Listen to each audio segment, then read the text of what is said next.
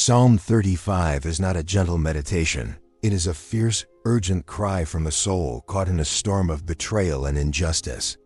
David, once hailed as a hero and known for his deep intimacy with God, finds himself pursued by those who once stood beside him.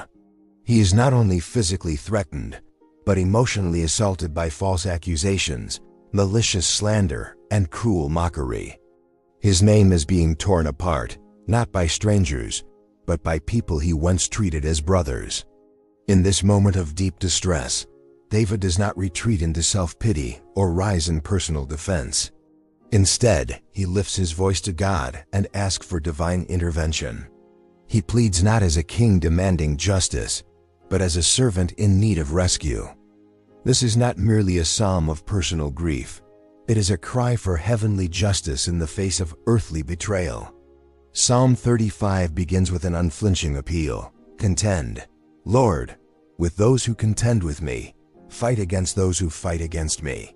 David is not speaking in metaphors.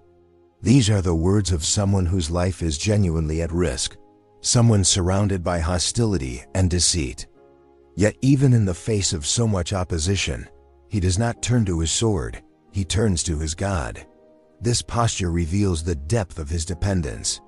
He does not trust in his reputation, his military prowess, or his own ability to navigate political turmoil. He places all of his trust in the one who sees beyond human eyes and judges with perfect understanding. What makes this psalm so timeless and universally relevant is that it touches a nerve that many know too well: the agony of being misunderstood, of being falsely accused, of watching others twist your words and rejoice in your suffering. David's words are ancient, but his pain is deeply modern. His cry speaks to every person who has experienced betrayal, every soul who has felt the sting of slander, and every heart that has been crushed by injustice that came without warning. Psalm 35 becomes a lifeline for those who have nowhere else to turn, who have done right and yet been wronged, who have loved and yet been hated. The spiritual force of this psalm lies in its brutal honesty and raw emotion. David does not hold back. He pours out his confusion, his grief, and his desperate hope that God will step in and make things right. Yet through all his lament, there's a deep undercurrent of trust. He does not cry out because he doubts God's presence. He cries out because he is confident in it. This is the paradox of faith under pressure. The louder the pain, the deeper the trust. David shows that even when surrounded by darkness, the soul can still choose to lift its eyes to heaven. Psalm 35 is more than historical poetry. It is a living promise. It reminds us that God is not passive in the face of injustice. He does not turn a blind eye when the righteous are falsely accused. He sees every hidden scheme, every whispered lie, and every broken heart. And he does not remain silent forever. David's plea is not just for personal deliverance. It is a declaration of faith in the God who defends, the God who intervenes, and the God who fights on behalf of his people when they are powerless to defend themselves. This introduction to Psalm 35 sets the tone for everything that follows. It prepares us to see God not only as a comforter in sorrow, but as a warrior in battle. It invites us to bring our pain to him without filters or pretense, trusting that our tears are seen, our cries are heard, and our cause is not forgotten. For every person who feels overwhelmed, falsely judged, or abandoned, this psalm speaks directly into that pain, offering not just empathy, but hope, the kind of hope that only comes when you know that the fight no longer rests in your hands, but in the hands of the Almighty. In the opening verses of Psalm 35, David calls on God to take up arms, to draw near as a defender, not merely as a distant observer of suffering. His words are deliberate and striking. He pleads, "Take hold of shield and buckler, and stand up for my help. Draw out also the spear, and stop the way against them that persecute me." These are not symbolic gestures or poetic flourishes. They are vivid images drawn from the battlefield, spoken by a man who understands warfare and the dangers it holds. David, a seasoned warrior himself, knows what it means for someone to stand beside him in the heat of combat. Yet here, he is not asking for another soldier or a loyal commander. He is calling on the Lord of hosts to personally step into the fight. The language David uses portrays God not as a passive listener to human woes, but as a divine warrior who is fully equipped and ready to act. The shield and buckler represent defense. The spear speaks of aggression against the enemy, and the stance, "Stand up for my help," indicates a readiness to move into action. This is not a God who simply watches from a distance or delays intervention for the sake of observation. This is a God who steps forward, who enters into the battlefield with armor on and weapons drawn, determined to protect and to strike. What makes this portrayal so powerful is not just the martial imagery, but what it reveals about God's character. He is not indifferent to injustice. He does not remain neutral in the face of oppression. He takes a side, and that side is with the righteous, with those who have been wronged, with the innocent who suffer under undeserved attacks. This divine warrior is not motivated by wrath alone, but by a deep and holy commitment to justice and truth. He is not reactive, but intentional. When David calls upon God to stop the way against those who pursue him, he is appealing to a divine authority that understands the urgency of his situation and responds not with delay, but with deliberate, decisive intervention. In the spiritual realm, the idea of God as a warrior holds profound meaning. It tells us that the battles we face are not merely physical or emotional, but deeply spiritual. There are forces at work, seen and unseen, that rise against the people of God, seeking to derail their purpose, obscure their identity, and silence their testimony. And in these moments, when human strength reaches its limits and earthly resources fail, the warrior God steps in. He defends not only the body, but the soul. He does not fight with weapons forged by man, but with righteousness, truth, and justice. There is a comfort and strength that flows from this revelation. When we see God not only as a shepherd who leads us beside still waters, or as a healer who binds our wounds, but as a warrior who fights on our behalf, our confidence begins to shift. We are no longer left to defend ourselves against slander, betrayal, or spiritual attack. We are no longer trying to outmaneuver our enemies with words or retaliate in our own power. Instead, we stand behind the shield of the Almighty, trusting that He sees what we cannot, that He moves in ways we do not expect, and that He wins battles we never even fully understand. David's choice of imagery also reflects a deeper reality about his relationship with God. He does not speak of God in distant, vague terms. He addresses Him with the urgency and familiarity of someone who knows what it is to rely on Him in the direst of circumstances. David is not teaching a lesson in theology here. He is pleading from experience. He has seen God deliver him from the paw of the lion and the bear, from the giant on the battlefield, from the hand of Saul who sought his life. He knows firsthand what it means for God to rise up and act. There is something deeply human about David's appeal. He does not pretend to be strong on his own. He does not boast in his military record or claim the wisdom to resolve the conflict himself. He admits his need. He acknowledges the threat. And in doing so, he opens the door for divine intervention. In that act of surrender, God is not diminished. He is glorified.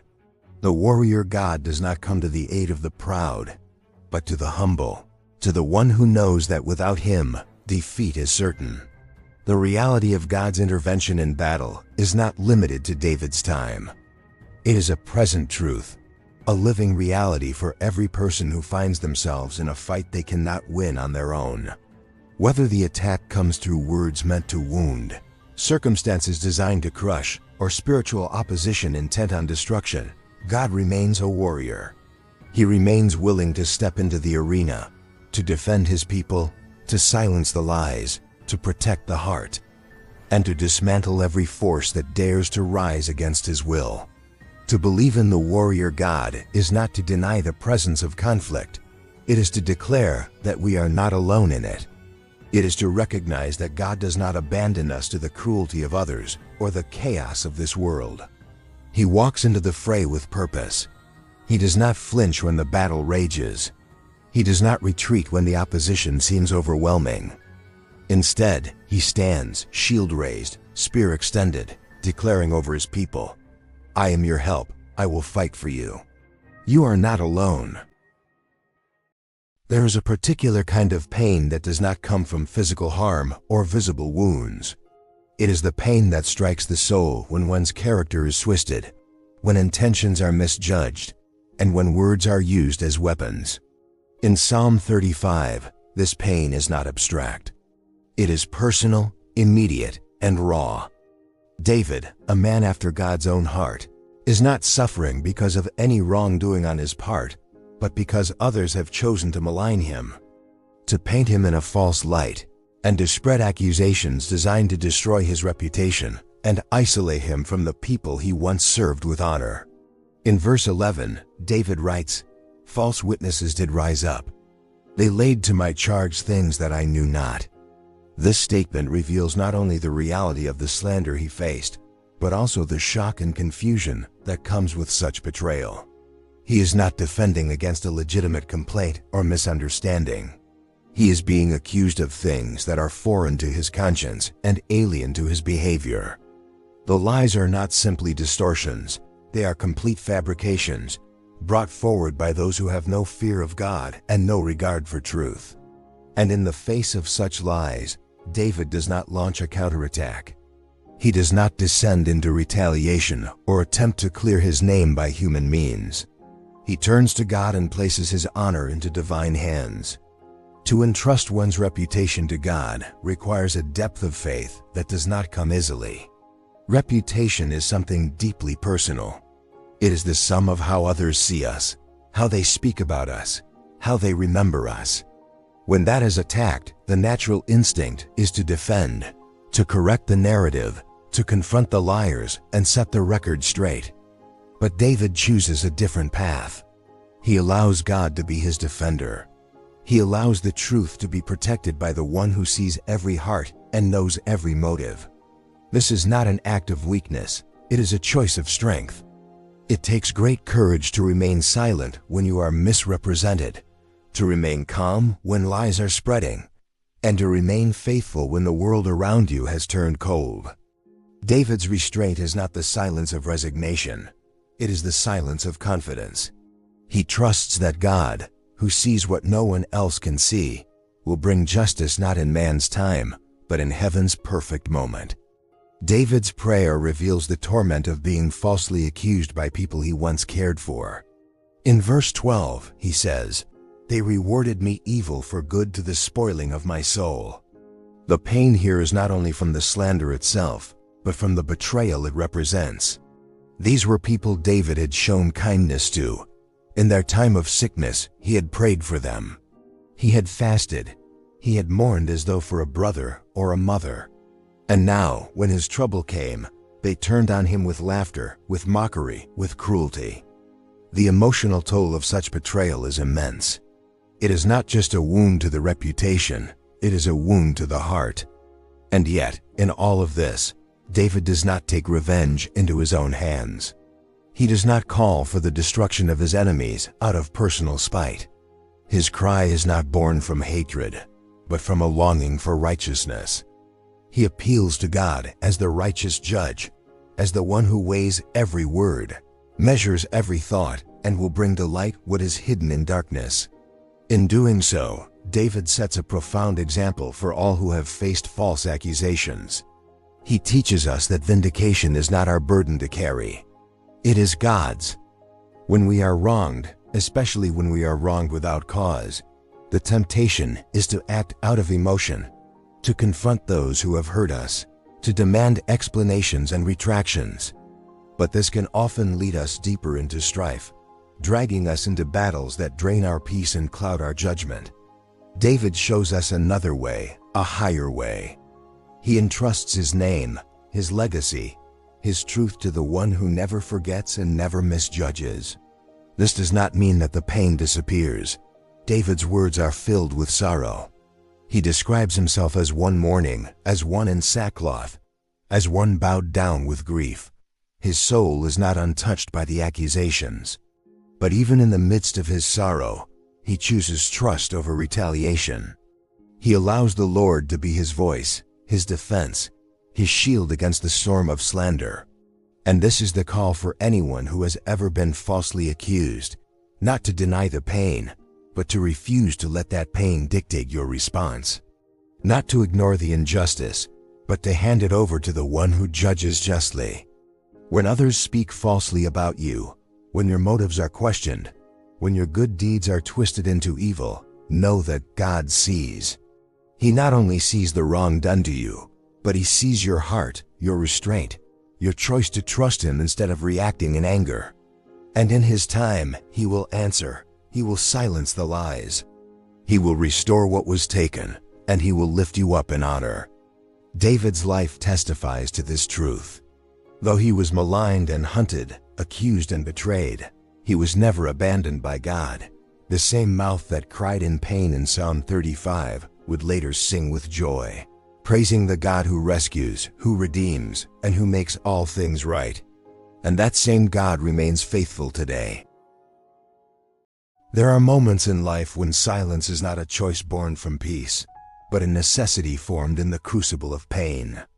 In Psalm 35, David describes such a silence, one that is not filled with resignation, but with restrained sorrow. Surrounded by those who mocked him, falsely accused and deeply wounded, he chose at times not to respond. He writes in verse 13 that when they were sick, he mourned for them with fasting, walking humbly as though for his own brother. But when his suffering came, they gathered in cruelty, rejoicing in his stumbling. And in verse 15 he says, "They did tear me and ceased not." In the face of this betrayal, David could have shouted, protested, lashed out in anger, but he chose instead to stay silent. That silence was not weakness, it was worship. It was the silence of one who entrusts his pain to the one who listens, even when no words are spoken. This kind of silence is difficult. It requires a deep internal strength to remain still when everything within you wants to scream. When you are falsely accused, when friends rejoice at your pain, and when the crowd mocks instead of comforts, every instinct demands an answer, a defense, a justification. Yet David did not engage the mockers. He did not stoop to argue with those who delighted in his downfall. He bore their scorn in silence, not because he lacked the words, but because he trusted that God was listening. This silent suffering mirrors the experience of Jesus in his final hours. When he stood before his accusers, falsely charged and unjustly condemned, he did not respond with anger or self-defense. Though he had all wisdom and authority, he allowed the lies to be spoken, allowed the injustice to run its course, and remained quiet before those who had no understanding of who he truly was. Isaiah prophesied this long before, saying, "He was oppressed, and he was afflicted, yet he opened not his mouth. He is brought as a lamb to the slaughter." This silence was not surrender to evil. It was submission to the will of God, a trust so deep that it needed no voice to be heard. David's silence in Psalm 35 is cut from the same cloth. It is the silence of one who has laid his case before the highest court in heaven, and who waits patiently for the righteous judge to deliver the verdict. In verse 17, David cries out, "Lord, how long wilt thou look on? Rescue my soul from their destructions, my darling from the lions." Though he has been silent before men, he is not silent before God. His soul may be quiet in the presence of scoffers, but it is loud in the presence of the Lord. This is the paradox of faithful suffering. Being still on the outside, but fervent in the secret place. The world may see silence, but heaven hears a storm of prayer.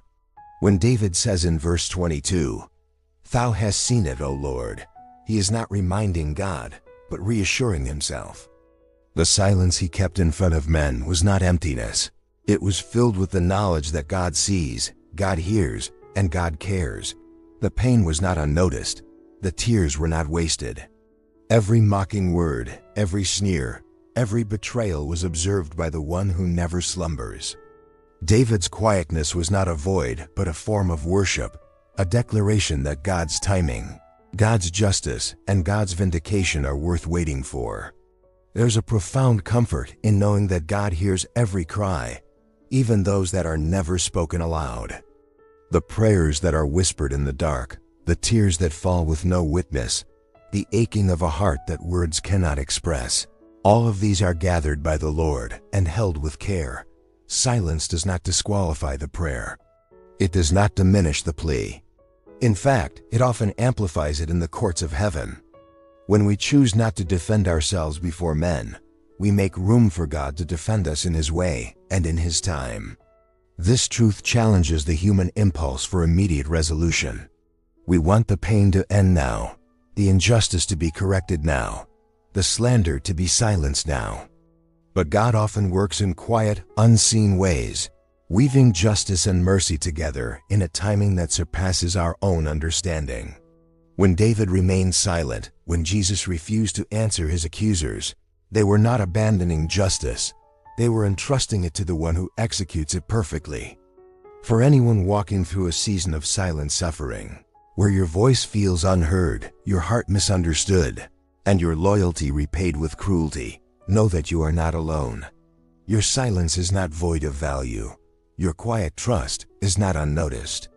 The God who heard David's unspoken cries, the God who stood with Jesus in his silence, is the same God who surrounds you now. He hears the voice of your soul even when your lips remain still. In that sacred silence, something powerful happens. The noise of the world begins to fade, and the whisper of God's presence becomes clearer. He is near to the brokenhearted. He is close to those crushed in spirit. He does not need loud prayers to act. He moves on behalf of those who wait on Him, who choose to endure without lashing out, who choose to suffer without growing bitter. David's silence was not the end of the story. It was the ground upon which God would build His vindication. And so it is with you. The silence you endure today is not forgotten. It is not a sign of abandonment, but of alignment with the one who fights for you in ways beyond what you can see. Prayer, in its purest form, is not merely a quiet retreat or a gentle whisper in times of peace. It is a weapon forged in the fires of desperation, sharpened by faith, and lifted in defiance of every force that dares to rise against the soul. In Psalm 35, David's prayer is not passive or ceremonial. It is not crafted for eloquence or to impress the listener. It is born from a place of urgency, a battlefield cry rising from the depths of affliction. Every word he utters is saturated with intensity, with a desperation that refuses to be silenced, and with a confidence that the God he addresses is both willing and able to intervene. From the very first verse, David does not ask God for a simple blessing or for quiet comfort. He calls upon Him to engage in combat. Contend, Lord, with those who contend with me. Fight against those who fight against me. These are not the words of someone retreating from confrontation. They are the declaration of someone fully aware that his survival depends not on strategy or allies, but on the direct involvement of the Almighty. David's understanding of prayer is not limited to moments of rest.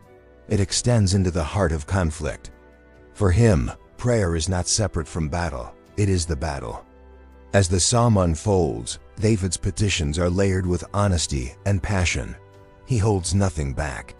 He pours out his anguish, describes his enemy's cruelty in detail, and pleads for divine justice. In verse 17 he says, "Lord, how long wilt thou look on?" This question is not a challenge to God's power, but a cry from a heart that cannot bear the silence any longer. It is a moment of raw humanity, where the pain becomes too loud to contain. But even in his distress, David does not turn away, he leans in deeper. He does not abandon prayer when answers seem delayed, he intensifies it. This reveals a crucial truth about the power of prayer in the midst of battle. Its effectiveness is not determined by immediate results, but by persistence rooted in relationship. David is not merely venting emotion, he is engaging heaven. He is calling on the Judge of all the earth to arise, to step into his reality, to bring justice and rescue. His words become like arrows, not launched at men, but directed toward the heavens, invoking divine action. The very structure of his prayer carries the weight of someone who believes that prayer does not just comfort, it changes things. It shifts atmospheres. It disrupts the plans of the wicked. It invites angelic assistance. David is not performing a ritual.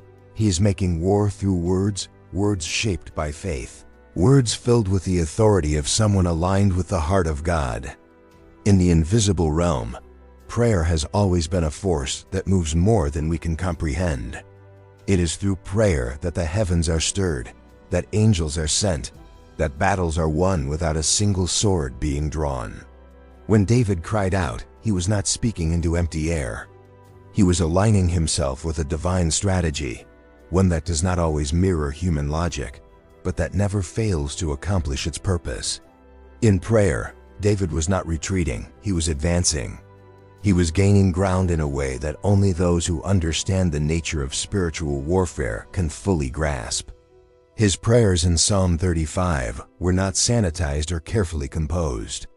They were urgent, emotional, and sometimes even uncomfortable in their intensity. But this is precisely what gives them power. David did not come before God wearing a mask. He came as he was, hurting, angry, confused, but still believing. This kind of prayer shakes the heavens not because it is perfect in language, but because it is sincere in spirit. God is not moved by polished phrases, he is moved by genuine hearts. And in the context of battle, this becomes especially vital. When lies are spoken against you, when enemies surround you, when your strength fails and your resources are depleted, prayer becomes the only true weapon. Not a last resort, but a first response. Not a whisper of surrender, but a shout of defiance against darkness. David's example teaches us that it is not the volume of our voice, but the posture of our heart that carries the true force. When we pray with desperation and confidence, heaven responds. This response is not always visible immediately. The enemy may still seem to prosper for a time. The accusations may still echo. The betrayal may still sting. But every prayer offered in faith plants a seed in the unseen realm. Every cry for help is heard. Every plea for justice is recorded. There is no wasted prayer. And just as David's cries were ultimately answered, so too will be the cries of those who cling to God in the midst of battle. The power of David's prayer life was not only in what he said, but in his refusal to stop saying it. He did not give up when answers were delayed. He did not fall silent when the pressure increased. He continued to seek, to knock, to call upon the one who had never failed him before. His persistence was not rooted in ritual. It was anchored in remembrance. He knew who God was. He had seen him deliver, guide, rescue. And so he kept praying, not because he needed to remind God, but because he needed to remind himself that his deliverance was coming. This is what makes prayer in battle so powerful. It aligns our minds and hearts with truth when circumstances are screaming lies. It repositions us under divine protection when we feel exposed. It renews our strength when we are weary and recalibrates our vision when fear tries to cloud it. Prayer is not an escape from battle. It is the means by which we fight it. It is the breath of the soul in warfare. And when it rises from a heart like David's, broken, honest, yet still believing, it becomes unstoppable. There is a deep ache that settles in the heart of the wronged when justice seems far off. When the wicked flourish and the righteous are left waiting. When truth is trampled underfoot and lies carry influence, the soul begins to question not only the world's systems, but also heaven's silence. David knew this feeling well. In Psalm 35, his words echo the pain of one who has done no wrong, yet is hunted, slandered, and surrounded by malicious voices. Still, he holds on to a hope that is greater than the betrayal, greater than the injustice, and greater than the silence. He clings to the assurance that justice from heaven is not delayed in negligence, it is delayed in wisdom. God is never late, but always perfect in his timing. In verse 24, David prays, "Judge me, O Lord my God, according to thy righteousness, and let them not rejoice over me." This is not a cry for vengeance fueled by bitterness. It is a cry for righteousness to prevail. David does not ask God to judge according to his own understanding of fairness.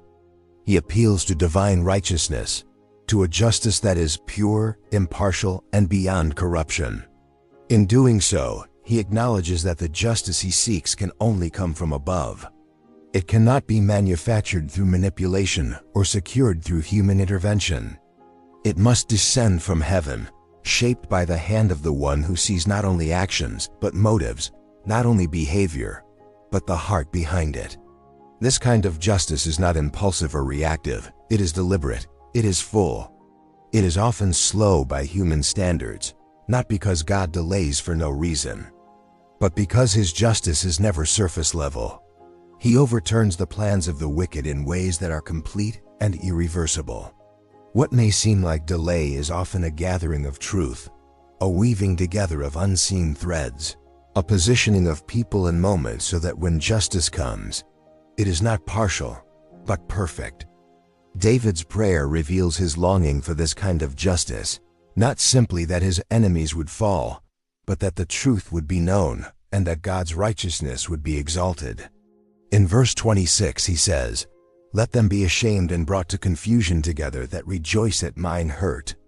He does not seek their downfall out of spite, but out of a desire to see righteousness restored, for deception to be exposed, and for the proud to be humbled. It is the echo of a heart that understands God's justice always lifts the humble and brings down those who exalt themselves at the expense of others. For those who have suffered in silence, who have endured slander without reply, who have walked through betrayal without revenge, the hope of divine justice is not a distant dream, it is a living anchor. It reminds the weary soul that God does not forget. He does not overlook injustice. He is not swayed by the noise of popular opinion or the manipulation of the powerful. His eyes see beyond appearances. His hand moves with intention. And when he acts, the scales are not merely balanced. They are set right in ways that bring healing, restoration, and peace.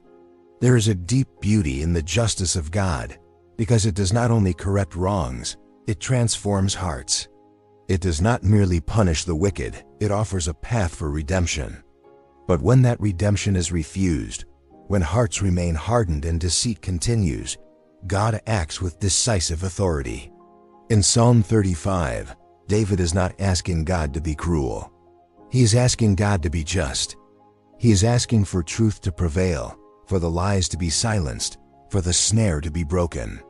And he believes that this justice will not come from any court on earth, but from the throne in heaven.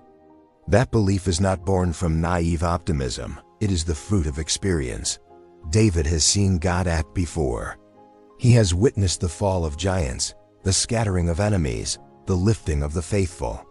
And now, in this psalm, though the pressure mounts and the enemies multiply, he holds to that history, trusting that the same God who defended him in the past will not abandon him in the present. His prayer is a declaration that justice delayed is not justice denied.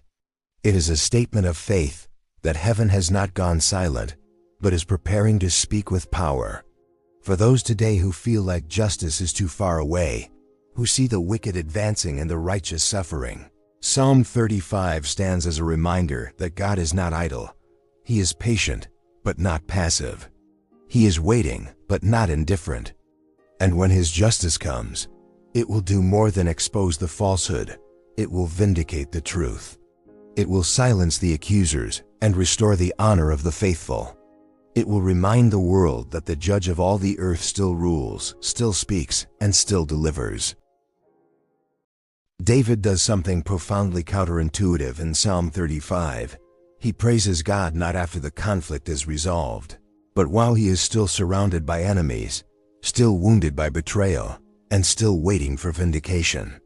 His choice to rejoice is not based on visible change or outward victory, but on the confidence that God is already at work behind the scenes. Praise becomes an act of faith, not of celebration after the fact, but of trust declared in the midst of uncertainty. This kind of worship carries a weight that cannot be measured by emotions or circumstances. It is the voice of the soul choosing to magnify God even when everything around suggests defeat. David's words in verse 18 reflect this spirit. I will give thee thanks in the great congregation. I will praise thee among much people. He is still in the heat of the battle, still misunderstood and mocked, yet he makes a vow to worship publicly. This is not empty optimism or a way to escape reality. It is the language of deep conviction. David is declaring in advance what he believes will surely come. He is staking his soul on the faithfulness of God, proclaiming that even if no one else understands, even if the crowd joins the accusers, he will lift his voice in gratitude to the one who defends him. This praise in advance is not based on denial of pain, but on clarity of perspective. David is not pretending the conflict does not exist. He is fully aware of the lies, the traps, the mocking, but he chooses to look higher. He chooses to fix his attention on the character of God rather than the cruelty of people. His worship is an act of resistance against despair. It is a refusal to allow the behavior of others to control the posture of his heart. In doing so, he demonstrates that praise is not only a response to victory, it is a declaration that the victory is already secured by the one who reigns above every enemy. This form of rejoicing shifts the atmosphere. It breaks the internal agreement with fear and gives the heart space to breathe again. When David chooses to thank God before his name is cleared, he's declaring that his value, his future, and his justice are not held in human hands. He is saying that God's word over his life is greater than any accusation, and that God's timing is worth waiting for. This kind of praise welcomes the presence of God into the middle of the struggle, turning the battlefield into holy ground. When the soul learns to praise in advance, it learns to see differently. The situation may not change overnight, but the heart changes immediately. Perspective shifts from the weight of what has been lost to the assurance of what God has promised. Praise opens the door for strength to return, for hope to rise again, and for peace to settle where anxiety once ruled. David is not praising as a tactic, he is praising because he knows who God is. And because of that, he can rejoice even when the victory is not yet visible.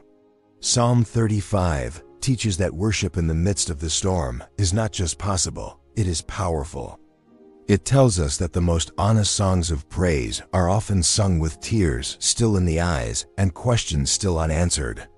David's praise is not polished. It is not tied to perfect conditions. It is real, raw, and grounded in trust.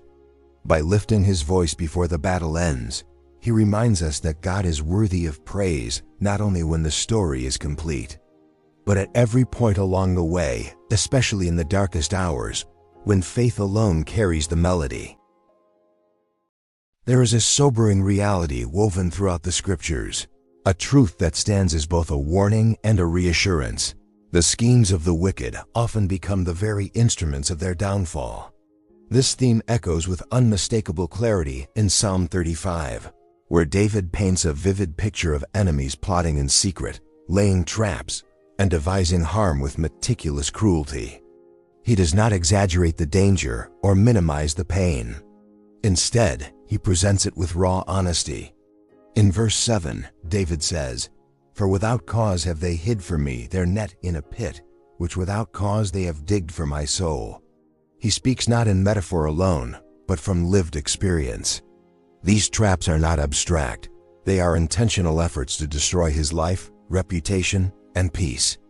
What makes David's prayer so compelling is that he does not respond to these schemes with counterplots. He does not set his own traps or seek to outmaneuver those who seek his harm. Instead, he places the outcome in the hands of God, and in doing so, reveals the heart of someone who understands that true justice does not come through manipulation or revenge, but through divine intervention. David's cry is not for superficial vindication.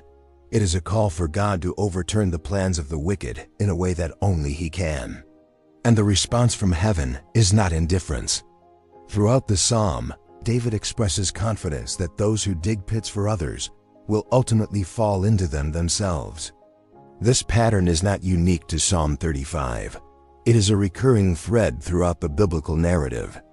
In the book of Esther, Haman builds a gallows to destroy Mordecai, but it is Haman who ends up hanging from it. In the story of Daniel, the administrators who conspire to throw him into the lion's den are themselves devoured after Daniel is delivered. Time and again, Scripture reveals this divine reversal. What was meant for evil is turned back on the heads of those who intended harm. David is not wishing misfortune on his enemies out of spite. He is acknowledging a reality of God's justice that ensures no evil deed goes unnoticed, and no malicious intent is left without consequence. In Psalm 35 verse 8, David prays, "Let destruction come upon him at unawares, and let his net that he have hid catch himself. Into that very destruction let him fall." This is not a call for random punishment. It is a plea for poetic justice. David longs to see the hidden schemes exposed, the secret attacks brought to light, and the very snares designed for the innocent become the undoing of those who set them. It is not a prayer born from hate, but from a longing for righteousness to be seen, not only by heaven but by those who watch and wonder if justice will ever come. For many, the traps set by others do not come in physical form. They are made of lies, gossip, manipulation, and betrayal. They are hidden beneath smiles and disguised with kindness, designed to ruin without leaving fingerprints. And when these traps seem to prosper, when those who set them appear untouched and unbothered, it can be tempting to believe that evil has triumphed. But Psalm 35 reminds us that appearances are not the final word. God's justice works patiently, thoroughly, and often in silence, until the moment comes when every snare is exposed and every scheme is turned back on its maker. This divine turnaround is not just a punishment, it is a revelation. It reveals to all who witness it that God is not mocked, that He defends the upright, and that no plan formed against His people will prosper indefinitely. When the wicked fall into their own traps, it is not just a reversal of circumstances. It is a declaration from heaven that righteousness is not forgotten and that the cries of the oppressed have reached the throne of God. David's trust in this kind of justice is unshakable. He does not pretend the traps are harmless, nor does he underestimate the power of those who set them. But he also does not let fear rule him. He knows that God sees every hidden net, every dark scheme, and every malicious whisper. And he knows that those who persist in evil, who refuse to turn, who build their lives on deceit and manipulation, will eventually be caught by the very devices they thought would bring them power. This reality does not call the faithful to rejoice in the downfall of others, but to find peace in the fact that God is watching, God is working, and God will answer. The suffering caused by such traps is real, but so is the deliverance that comes when God intervenes. When David speaks of destruction coming upon his enemies unaware, he is speaking from a place of prophetic insight, not personal revenge. He is describing the way God allows evil to run its course only so far before He brings it to a sudden and final halt. To trust in this aspect of God's justice is to live with a quiet assurance that you do not need to avenge yourself. You do not need to prove every lie wrong or confront every schemer. The trap they set for you is already marked by heaven, and if they do not repent, it will become the means by which their own plans collapse. That is not a curse, it is a consequence, one that testifies to the holiness of God and the security of those who walk in integrity. David's confidence throughout Psalm 35 remains remarkably steady, even while he is surrounded by betrayal, injustice, and apparent silence from heaven. He is not anchored by favorable outcomes or reassurances from those around him. His strength does not come from a sense of personal mastery over the chaos he faces. Instead, his entire being rests on one enduring truth, that God is constant. Amid shifting alliances, cruel mockery, and the relentless schemes of the wicked, David finds stability in the character of the Lord, who remains the same yesterday, today, and forever. This kind of faith is not spontaneous or impulsive. It is the product of a cultivated relationship, tested in wildernesses and refined in waiting. David does not draw his confidence from an illusion that all will turn quickly in his favor, nor does he base his trust on a life free from hardship. He has tasted trouble deeply. He has known the ache of loneliness, the pain of betrayal, and the sting of being misunderstood. Yet through it all, his trust in God has not been reduced. It has grown more resilient. His faith refuses to be moved because it is not shaped by the storm, but by the one who rules over it. In verse 23, David calls out, "Stir up thyself and awake to my judgment, even unto my cause, my God and my Lord." This plea is not filled with despair, but with expectation. He speaks with the language of someone who knows he will be heard, not because he deserves it, but because the one he calls upon is faithful. He is not trying to persuade a reluctant deity. He is appealing to a covenant-keeping God who has never once failed him. His faith holds, not because his enemies are weak, but because his God is strong. This immovable trust is especially profound when placed in the context of deep uncertainty. David does not yet see the outcome. His enemies still surround him. His name is still slandered. The battle has not ended, and yet he believes. He continues to speak to God as judge, defender, and deliverer. The visible evidence may suggest otherwise, but his soul has been trained to recognize a higher truth than what his eyes perceive. He sees beyond the present moment, beyond the immediate crisis, and into the nature of God, who cannot lie and will not forsake his own. Faith that refuses to be moved is not loud or boastful. It does not need to announce itself with declarations of bravado. It is quiet, steady, enduring. It holds its ground when everything else is shifting. It remains rooted when the winds howl and the earth trembles. David's heart, though bruised and burdened, does not abandon hope. He does not allow the actions of others to alter his belief in who God is. His circumstances are unstable, but his trust is not. What allows a soul to reach this place of unwavering faith is not found in a formula, but in intimacy with God. David has walked closely with the Lord long before these trials came.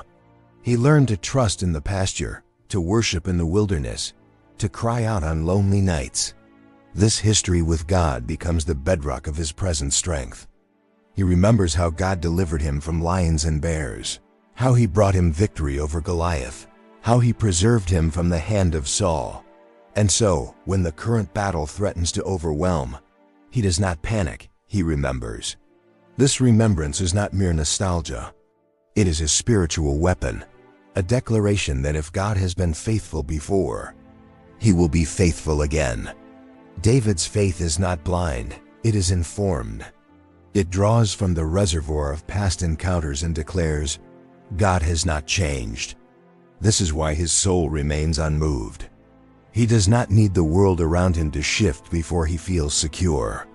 He needs only to recall the nature of the one in whom he has placed his trust. For those who find themselves in seasons where everything feels unstable, David's example is a call to remain grounded, not in what is seen, but in what is known. When the voices of accusation grow louder, when the days stretch long without answers, when the darkness thickens and relief seems distant, faith can still stand firm, not because the storm ends, but because the heart knows who walks beside it. Unshakable faith is not about pretending the pain is not real. It is about believing that the pain is not permanent. Psalm 35 shows that this kind of faith does not require perfect circumstances. It only requires a clear view of who God is. And when that view is held tightly, nothing can move the soul that has been anchored in truth. David teaches us that it is not strength of will that sustains, but clarity of trust. When the ground beneath you trembles, when people turn away, when words wound deeply, here is still a place of refuge, a foundation that cannot be shaken. The goodness, justice, and love of God, who is ever near and always faithful. Throughout Psalm 35, one of the most compelling aspects of David's posture before God is his unwavering humility. He does not approach the throne with entitlement, nor does he speak as one who demands answers based on his own merit. His words, even when bold, carry a deep undercurrent of dependence. He pleads, he weeps, he lays himself bare, not as a king seeking divine endorsement, but as a servant in need of mercy. This humility is not performative, it is deeply sincere. It flows from a heart that knows its own limitations and trusts entirely in the strength and righteousness of God.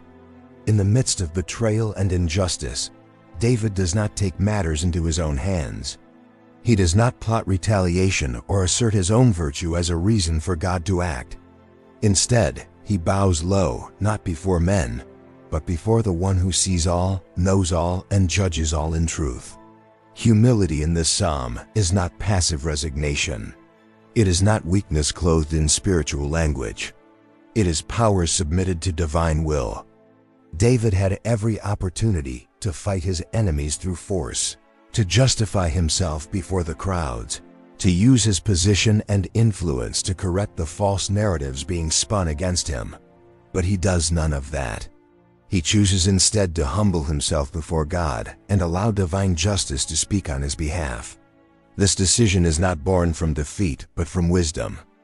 David understands a truth that many overlook, that God does not fight for the proud, he resists them. But to the humble, he gives grace, and in grace there is defense, provision, and victory. In verse 13, David recounts how he mourned and fasted for his enemies, praying for them as though they were his own kin. His response to their suffering was not mockery or indifference, but intercession. He wore sackcloth. He afflicted his soul. He wept in secret. These actions are not those of a man trying to appear righteous. They are the evidence of a heart that is truly broken before God. Even when wronged, even when treated with cruelty, David responds with humility. He does not see himself as above those who hurt him. Instead, he brings their names before the Lord and asks for mercy on their behalf. This kind of humility is not natural. It must be cultivated in the secret place, in the quiet moments where pride is laid down and self is surrendered. It is a humility that understands the strength of restraint, the wisdom of silence, and the power of leaving judgment in God's hands. And in response to this posture, God draws near. He does not ignore the humble. He defends them. He honors them. He becomes their shield, their advocate, and their deliverer. When David cries out for help in this psalm, he does not do so from a platform of spiritual superiority. He does not list his accomplishments or remind God of his sacrifices. He comes with empty hands, with a heart that says, "I cannot do this without you." This kind of humility is not self-deprecating, it is God-exalting. It shifts the focus away from self and places it fully on the character and power of the Lord. David's humility is what makes room for God to act. His refusal to elevate himself creates the space where divine intervention becomes not just possible, but inevitable. Scripture repeatedly affirms that God lifts up the lowly and brings down the proud. It is not only a principle, it is a pattern. The proud build their defenses through manipulation and force, but they crumble when the weight of truth falls. The humble, though they may appear weak, are surrounded by God's strength. He upholds them not because they demand it, but because they trust Him to do so. David understood this, and so he positioned himself not above his enemies, but beneath God's authority. This humility becomes a weapon, not one that strikes, but one that shields. It disarms the enemy not through confrontation, but through surrender to God's will. It speaks of a faith that does not need to be loud to be strong, a trust that does not need control to be confident. David's humility allows him to wait. It allows him to endure. And it invites God to step in and do what only He can do. In today's world, where pride is often mistaken for strength and humility is dismissed as weakness, Psalm 35 offers a powerful counter-narrative. It reminds us that God is not impressed by titles or achievements. He does not move because we demand His attention. He responds to the lowly, the contrite, the surrendered. When a person bows low before him, heaven stands ready to act. When hearts are humble, God is not far. He is near, and he fights not just for them, but with them.